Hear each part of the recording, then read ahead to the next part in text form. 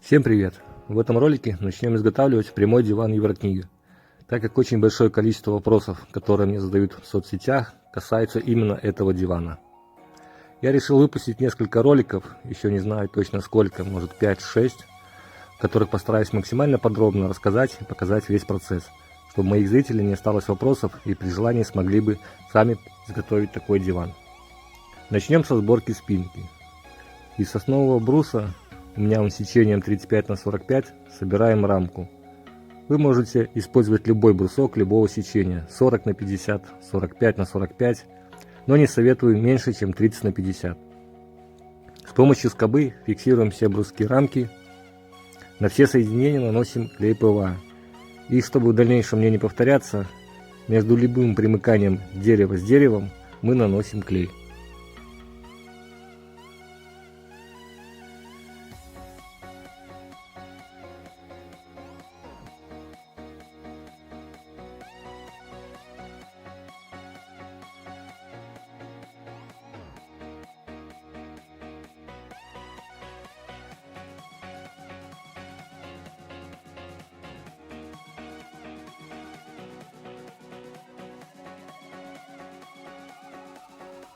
Маленькие бруски нам нужны, чтобы при креплении петель не откололся край бруска.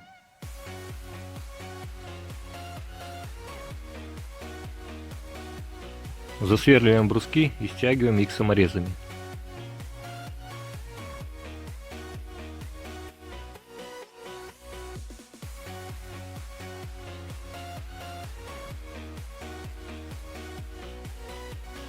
Также, чтобы в дальнейшем не повторяться, мы на всех деталях проверяем диагонали, чтобы они были одинаковыми.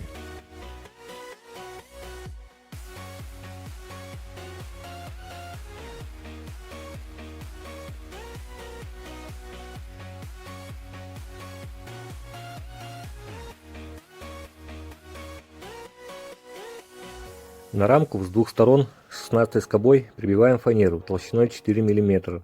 Можно использовать и ДВП, но предварительно добавив несколько перемычек на рамку.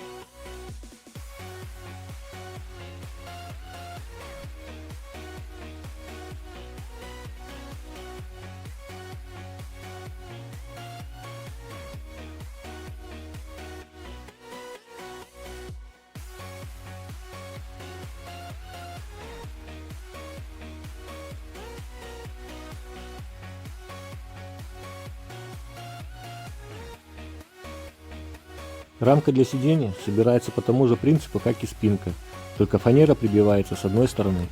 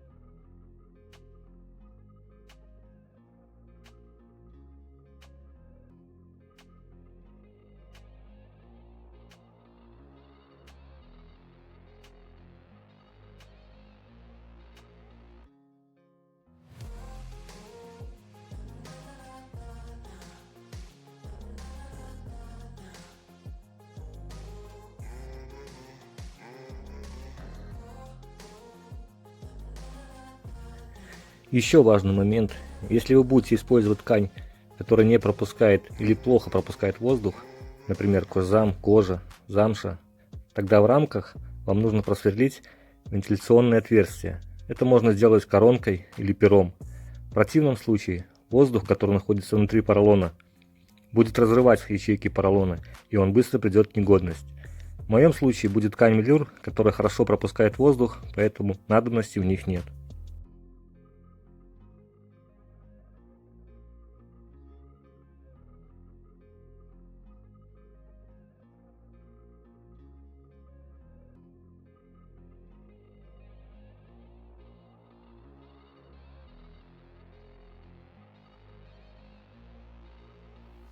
Также на всех деталях немного зашкуриваем углы.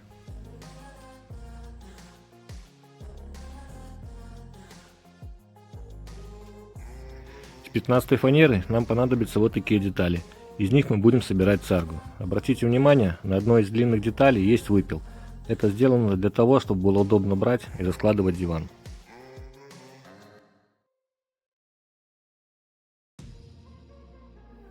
Из этих деталей мы собираем рамку и зашиваем с одной стороны 4-мм фанерой.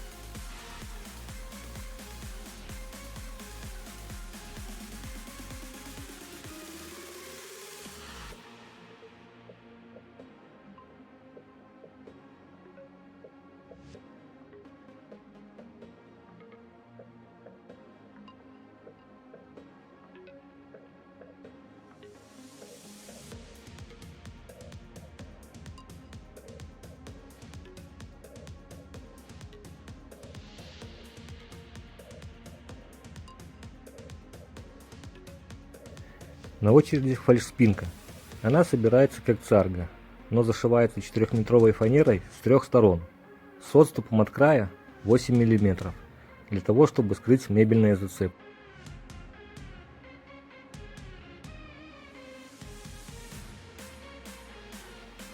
А для чего нужна фальшспинка, спросите вы? А я вам не скажу. Ладно, скажу. Она значительно уменьшает нагрузку на петли, намертво скрепляет между собой подлокотники, позволяет поставить диван вплотную к стене и не пододвигать его вперед каждый раз, когда вы его раскладываете. И если ваш супруг заставляет вас спать возле холодной стены, то фальшспинка огородит вас.